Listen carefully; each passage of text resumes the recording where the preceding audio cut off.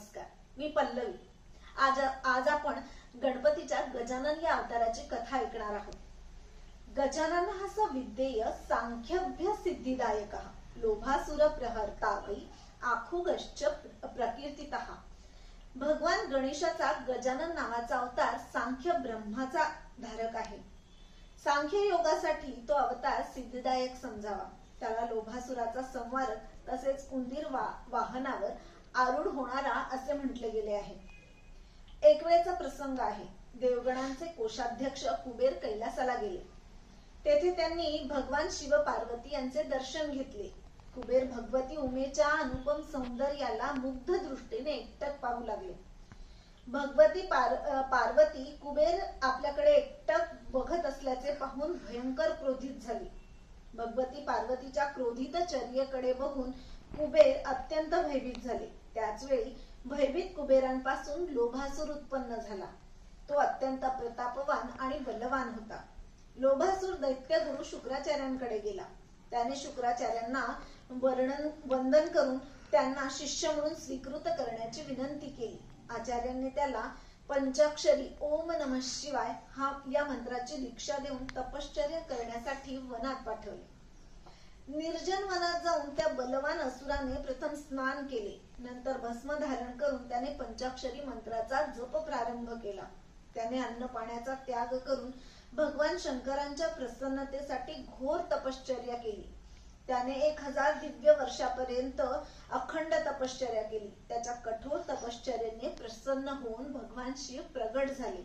लोभासुर देवाधिदेव भगवान शिवांच्या चरणावर नतमस्तक होऊन त्यांची स्तुती करू लागला। अमोघ वरदानी भगवान शंकरांनी त्याला वर देऊन त्रैलोक्यात निर्भय केले। भगवान शिवांकडून अमोघ वर प्राप्त झाल्यामुळे निर्भय झालेल्या लोभासुराने दैत्यांची विशाल सेना एकत्र केली। त्या असुरांच्या सहयोगाने लोभासुराने प्रथम पृथ्वीवर सर्व राजे लोकांना आपल्या अधीन केले। मग त्याने स्वर्गावर आक्रमण केले। इंद्राला पराजित करून त्याने अमरावतीवर आपला अधिकार जमवला। पराजित झाल्यामुळे इंद्र भगवान विष्णूंकडे गेले आणि त्यांनी आपली व्यथा त्यांना सांगितली। भगवान विष्णू असुरांचा संहार करण्यासाठी गरुडावर स्वार होऊन आले। दोघांमध्ये भयानक युद्ध झाले। भगवान शंकरांच्या वरामुळे अजेय लोभासुरापुढे त्यांनाही पराजय स्वीकारावा लागला। विष्णू आणि अन्य देवतांचे रक्षक महादेव आहेत असा विचार करून लोभासुराने आपला दूत भगवान शिवांकडे पाठवला। दूताने शिवांना म्हटले, आपण परम पराक्रमी लोभासुराबरोबर युद्धासाठी सज्ज व्हावे अथवा पराजय स्वीकार करून कैलासाचा त्याग करावा। भगवान शंकरांनी आपण दिलेल्या वरदानाचे स्मरण करून कैलासाचा त्याग केला। लोभासुराच्या आनंदाला सीमा राहिली नाही। त्याच्या राज्यात संपूर्ण धर्म कर्म समाप्त झाले। पापकर्मांना ऊत आला। ब्राह्मण आणि ऋषीमुनी दुःख सहन करू लागले। रैभ्य मुनींच्या सांगण्यावरून देवतांनी गणेश उपासना केली। गजाननाने प्रसन्न होऊन देवतांना लोभासुराच्या अत्याचारापासून मुक्त करण्याचे वचन दिले। गजाननाने भगवान शिवांना लोभासुराकडे पाठवले। त्यावेळी शिवांनी गजाननाचा स्पष्ट शब्दात दिलेला संदेश लोभासुराला कळवला।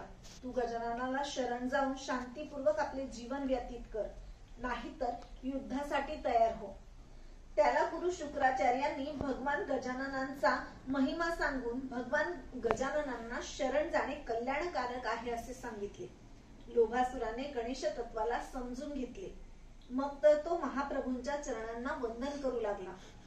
शरणागत वत्सल गजाननाने त्याला क्षमा करून पाताळात पाठवून दिले। देवता आणि मुनी सुखी होऊन गजाननाचे गुणगान गाऊ लागले। आपण उद्याला लंबोदर या गणेशाच्या पुढच्या रूपाची कथा ऐकणार आहोत। आता इथेच थांबूया। माझं चॅनल आवडत असल्यास लाईक, शेअर, कमेंट आणि सबस्क्राईब करायला विसरू नका।